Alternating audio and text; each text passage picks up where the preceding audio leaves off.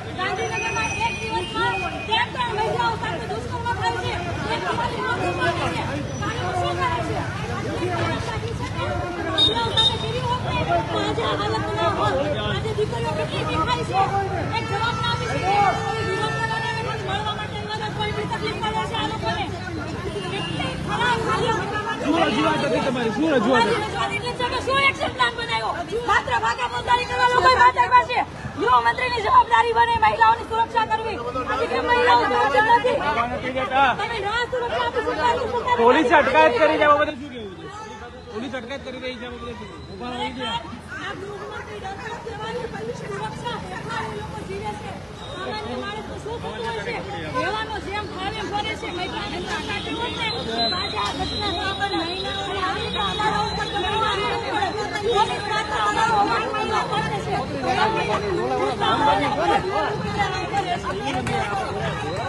Thank you.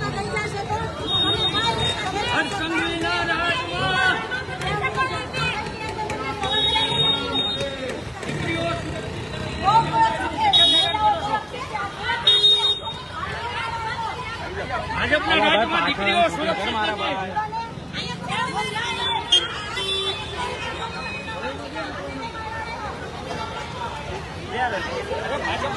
દીકરીઓ સુરક્ષિત નથી. અમને ઓકાને આમ કરો છો.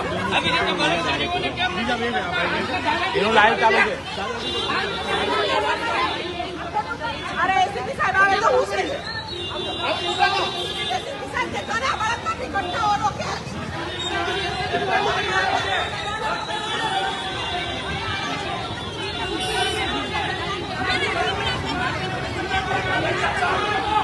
અપરાધીઓને પકડવામાં નથી.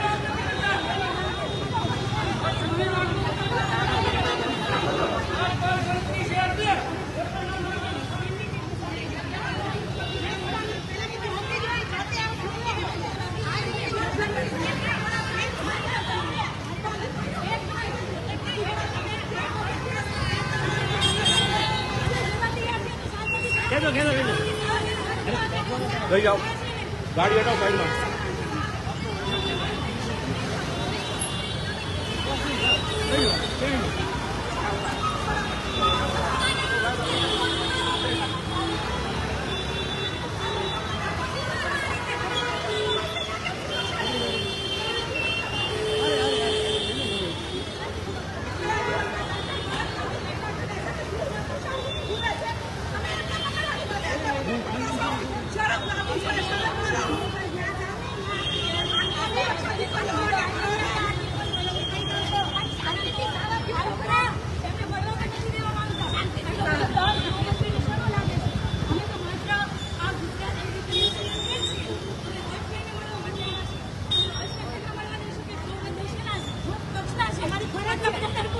તો બેસાડ દો ભાઈ.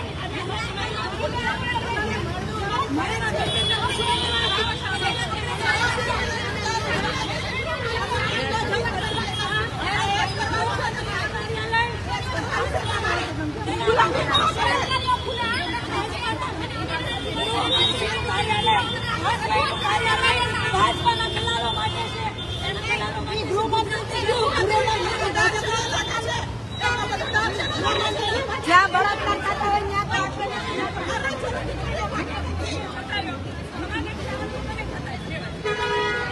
તમે વચ્ચેની સીટ બેસાડો બોલો ફટાફટ. હા, એક જ આવી. પૈસા મળે છે તમને